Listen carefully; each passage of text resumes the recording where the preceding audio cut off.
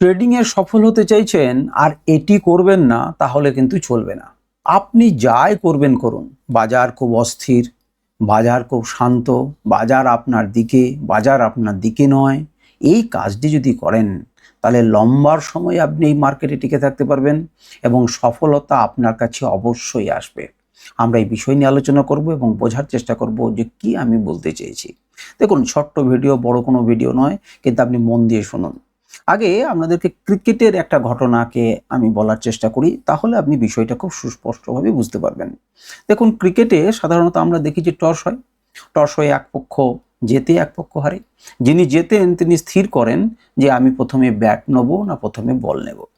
তো তার জন্য যারা সেটা নির্ভর করে কিসের উপরে, না পিচের অবস্থা, পরিবেশ, প্লেয়ারদের অবস্থা, পুরো ম্যাচের যে সিরিজ চলছে সেই সিরিজের অবস্থা, আমার প্লেয়ারদের স্ট্রেংথ কোনখানে, আজকে কি বোলার বেশি রেখেছি না পিচটাতে স্পিন হবে কি হবে না, ইত্যাদি বহু কিছুর উপরে সিদ্ধান্ত নিয়ে ক্যাপ্টেন এবং দল সেই সিদ্ধান্ত নেয় যে আজকে ব্যাট নেব না বল নেব।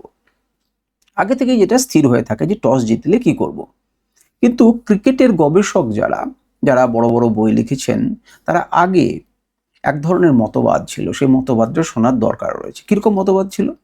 তিনি বলছেন বা তাঁরা বলছেন যে আপনি মনে করুন টস নিতে গেলেন, টস করলেন এবং টসে জিতলেন, আপনি নিশ্চিত হয়ে গেলেন যে আপনি ব্যাট নেবেন, ক্লিয়ার কাট ব্যাট বলে দিলেন। কিন্তু আপনার মনে একটা প্রশ্ন উঠেছে যে আপনি এইরকম অবস্থাতে, এইরকম পিচে কি ব্যাট নেওয়া যায়? আপনি দুবার ভাবলেন, দিয়ে কি সিদ্ধান্ত নিলেন? ব্যাট নিলেন। আপনি গভীরভাবে আলোচনা করলেন যে এখানে কোনোভাবেই ব্যাট নেওয়া যায় না, এখানে বল নিলে পরেই আমার উপকার হবে। আপনি দলের বিভিন্ন সিনিয়র প্লেয়ারদের সঙ্গে, ম্যানেজারদের সঙ্গে, কোচের সঙ্গে গভীর আলোচনা বসালেন এবং কি সিদ্ধান্ত নিলেন? ব্যাট নিলেন। অর্থাৎ যে কোনো পরিস্থিতি হোক, আপনি টসে জিতলে পরে ব্যাট নেবেন, এটাই আপনার ভবিতব্য। তো সেটা যে সর্বদা সঠিক তা আমি বলছি না, পরিবেশের উপরে নির্ভর করে, এবং তাঁরা মনে করতেন প্রথমে ব্যাট নিতেন, অর্থাৎ ফ্রেশ অবস্থাতে আপনি ব্যাট করলেন এবং সেটা আপনার কার্যকর হবে। অনেক কিছু জিনিসের সাপেক্ষে তারা এটাকে বলতেন। আমাদের ট্রেডিং জার্নিতে এই যে ট্রেডিং করছি, বাজারের অবস্থা পিচের মতনই ভাবতে পারেন। কখনো ভালো পিচ থাকে, কখনো খারাপ পিচ থাকে, কখনো স্থির পিচ থাকে, বিভিন্ন রকম হয়। কখনো বল ঘুরছে, কখনো ঘুরছে না, কখনো বাউন্স খাচ্ছে, অনেক কিছু হয়। তা আমি কি করব যাতে আমি প্রতিদিনই মার্কেট থেকে টাকা নিয়ে যেতে পারি, প্রতিদিনই আমি সফল হতে পারি, বা প্রতিদিনই প্রসেসটা আমার ঠিক থাকে? এটি একটি মাত্র উপায় এবং সেটি আমার দরকার। উপরে মাথার উপরে দেখুন একটা হেডিং লেখা রয়েছে, কঠোরভাবে। যে জিনিসটি বলবো সেটি কঠোরভাবেই আপনাকে পালন করতে হবে। সেটি কি কথা? খুব সোজা কথা।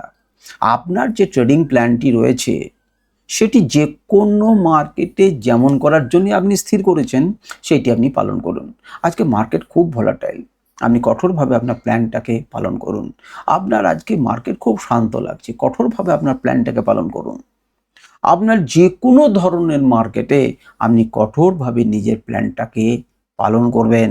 সেটা সুইং ট্রেডিংয়ের প্ল্যান হতে পারে, সেটা ইনভেস্টিংয়ের প্ল্যান হতে পারে, সেটা ইন্টারডে ট্রেডিংয়ের প্ল্যান হতে পারে, সেটা অপশন ট্রেডিংয়ের প্ল্যান হতে পারে, সেটা আপনি আরএসআই ব্যবহার করতে পারেন, সেটা আপনি মুভিং অ্যাভারেজ ব্যবহার করতে পারেন, কেউ এমএসডি ব্যবহার করছেন, কেউ এডিএক্স ব্যবহার করছেন, যা খুশি, কেউ প্রাইস অ্যাকশন দেখছেন, যা খুশি আপনার মন। আপনি যে সিস্টেম পালন করেছেন, যে প্ল্যানটা করেছেন, সেই প্ল্যানটার সঠিকভাবে কঠোরভাবে এক্সিকিউট করাটাই আপনার কাজ। আপনাকে পিচ দেখতে হবে না, আপনাকে কোনো কিছু বিচার করতে হবে না, আপনি সব সময় প্ল্যানটাকে পালন করে চলবেন কঠোরভাবে। কঠোরভাবে শব্দটাই গুরুত্বপূর্ণ, সেজন্য উপরে লিখে রেখেছি। আপনি দেখবেন যে আপনার জেতার পথে আপনি অবশ্যই অগ্রসর হবেন, এ নিয়ে কোনো দ্বিমত নেই, আপনি যদি কঠোরভাবে প্ল্যানটাকে পালন করতে পারেন। এবারে দেখুন, প্ল্যান কখনো কখনো পরিবর্তন করতে হয়, কিন্তু যদি আপনি সেটা সফলভাবে দীর্ঘ সময় প্রফিটেবল থেকেছেন, তখন আপনি প্ল্যান পরিবর্তন করার জায়গাতে যাবেন। কিন্তু তার আগে আপনি প্ল্যান পরিবর্তন করবেন না। প্ল্যানটাকে আগে ঠিক করুন যে এই প্ল্যানটা ব্যাক টেস্টেড, এই প্ল্যানটা আমি ফরওয়ার্ড টেস্ট করে দেখেছি যে প্ল্যানটা কাজ করছে, আমার সাইকোলজির সঙ্গে যাচ্ছে, তবে কিন্তু আমি সেটাতে ঢুকবো, সেটা আলাদা বিষয়। সঠিক প্ল্যান চুজ করতে পারছেন কিনা সেটা সঠিক বিষয়। এবারে দেখুন, অনেকেই একটা প্ল্যানে কাজ করছেন কিন্তু সেখানে হয়তো সঠিকভাবে পালন করতে পারছেন না। যতটা সময় দেওয়া হয় পরিবর্তিত মার্কেট সবসময় পরিবর্তন করছে, একটা সাইকেলের মধ্যে দিয়ে যাচ্ছে। এখন যেরকম ফেজ থাকছে, করোনার পরে তেমন ফেজ ছিল না, সুতরাং কঠিন মার্কেট আসতে চলেছে, এসেছে, রয়েছে, উঠছে, নামছে, বিভিন্ন রকম হচ্ছে। একটা সময় কেবল ট্রেন্ডিং মার্কেট ছিল, সুতরাং যারা বাই করেছে তারা লাভ করেছে। এখানে বাই করতে হবে, বারবার রোলার কোস্টারের মধ্যে দিয়ে গিয়ে আপনাকে জয় করতে হবে।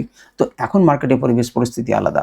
তো যেমনই হোক, আপনি আপনার যে প্ল্যান করেছেন এবং সেটা টেস্টেড, সেই প্ল্যানটা কেবল এক্সিকিউট করার দায়িত্ব রোবটের মতো আপনার।